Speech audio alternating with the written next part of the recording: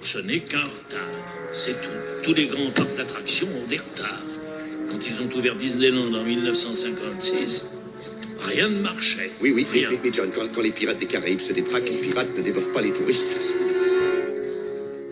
Le dimanche 17 juillet 1955, Disneyland ouvre ses portes pour la première fois, sous le regard des curieux venus admirer ce parc à thème, une première mondiale.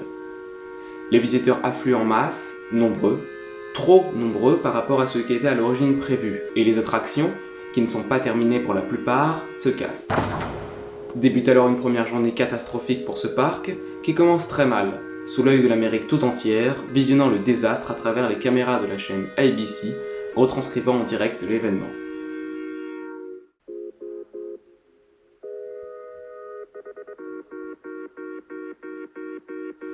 Bonsoir à tous, aujourd'hui nous retrouvons pour un deuxième épisode consacré à la fabuleuse, à l'extraordinaire, à la fantastique histoire de Disney. Si vous n'avez pas vu le premier, je vous le mets juste ici. Et pour comprendre ce qui nous a amené à cette première de Disneyland catastrophique, il faut revenir quelques années en arrière, dans les années 50. L'entreprise de Walt Disney gagne à ce moment en popularité grâce notamment à des films comme Cendrillon ou encore La Belle et le Clochard qui font des recettes colossales. En 1952, Walt Disney profite de ses fonds afin de créer une nouvelle société qu'il baptise Walt Enterprise, une société destinée à mettre en œuvre un projet qui lui trotte dans la tête depuis très longtemps, celle de créer un parc familial pour petits écrans autour de l'univers de Disney. Walt Disney réunit alors autour de lui des directeurs artistiques, des architectes ainsi que des créatifs afin de développer son projet de parc. Cette équipe nouvellement constituée va passer de nombreuses années à conceptualiser les idées de Walt Disney. Pour ce qui est de l'emplacement du parc, c'est Anaheim qui est choisi, une petite ville californienne difficile d'accès mais qui a pour avantage d'être proche de Los Angeles. À cette époque, l'argent empoché par le studio continue de tomber dans ses caisses, mais tout l'argent part dans la préparation du parc. Walt Disney et son équipe se mettent alors à chercher des fonds supplémentaires et tentent de convaincre les investisseurs potentiels en leur disant que leur projet vaut le coup et qu'il peut être réalisable si on y met les moyens. Walt Disney réussit alors à vendre à la chaîne ABC une émission s'intitulant Disneyland et qui paraîtra en français sous le nom du monde merveilleux de Disney. Dans cette émission, nous retrouvons les coulisses de tout l'univers Disney avec la création de ses films, ainsi que des classiques de Disney complétés par une introduction de Walt Disney lui-même. Le 27 octobre 1954, soit un peu moins d'1 an avant l'ouverture du parc, le créateur de Mickey va consacrer 40 minutes de son émission à décrire son projet de parc à ses téléspectateurs et on va en profiter pour donner l'état de son avancement, permettant au public de suivre ainsi l'avancée des travaux.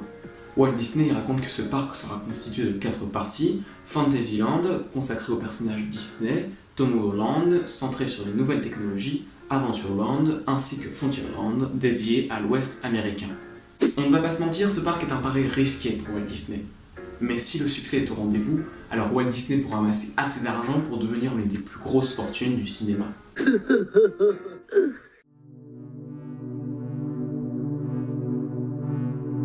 Afin que le parc puisse être ouvert le plus rapidement possible, Walt Disney a imposé que le parc soit construit en 1 an. Les constructeurs mettent alors tout en œuvre pour faire l'impossible et tenir ce délai.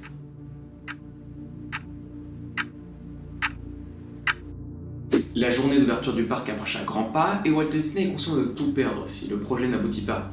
En effet, il a dépensé près de la moitié du budget du studio pour ce projet, il a emprunté de l'argent et il a même vendu sa maison pour couvrir le budget, qui à la base s'annonçait de 6 millions de dollars, mais qui a fini par tripler en cours de route. En gros, si le parc coule, Walt Disney coule avec lui. Mais en plus je sais même pas nager. Le dimanche 17 juillet 1955, c'est le grand jour. Disneyland ouvre enfin ses portes à la presse, la foule arrive, mais bien trop nombreuse par rapport aux attentes.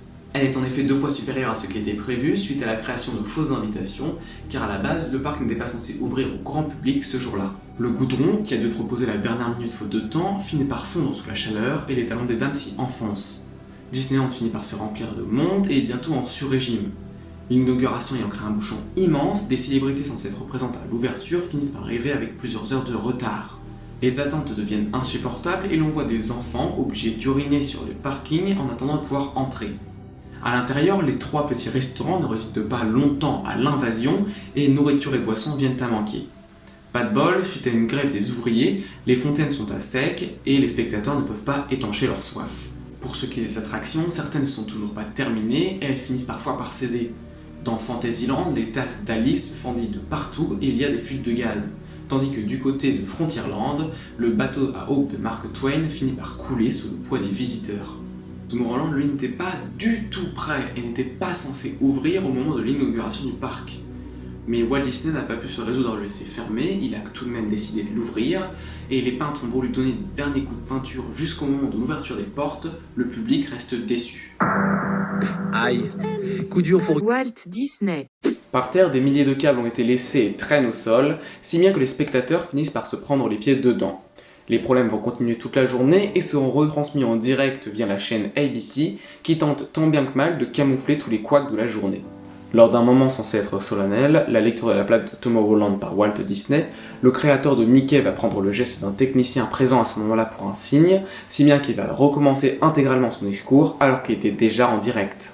Ce lancement, surnommé le Dimanche Noir, n'eut heureusement que très peu d'impact sur le succès du parc. Le grand public put dès le lendemain accéder à Disneyland, et les réparations ainsi que les finitions se furent au fur et à mesure. Le parc atteignit son million de visiteurs en seulement 2 mois, et 10 ans plus tard, il atteignit les 50 millions de visiteurs. Ce parc est un véritable succès. À l'intérieur, le public est ébahi par les spectacles grandioses, ses décors époustouflants, et il peut même rencontrer ses personnages préférés.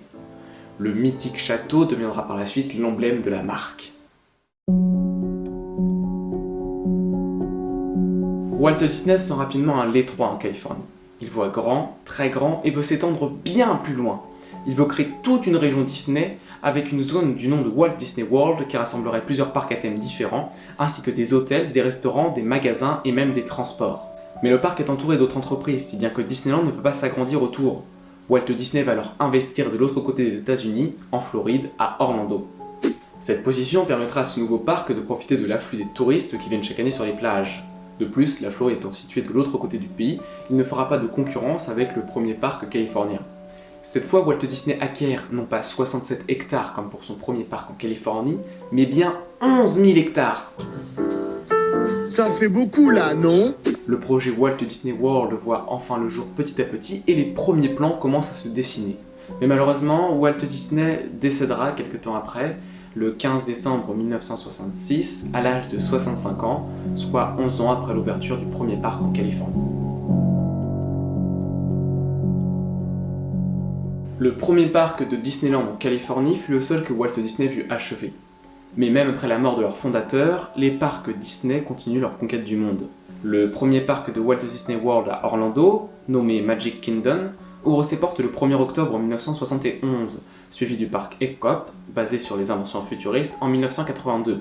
C'est ensuite au tour du Disney MGM Studios sur le thème du cinéma hollywoodien en 1984 et du parc Animal Kingdom en 1997.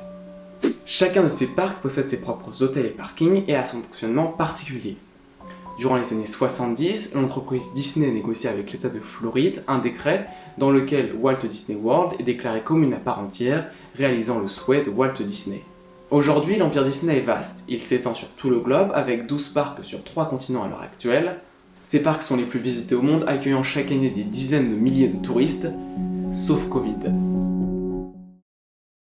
Et voilà, on va s'arrêter là aujourd'hui, même s'il y aurait eu encore plein d'autres choses à dire sur Disney.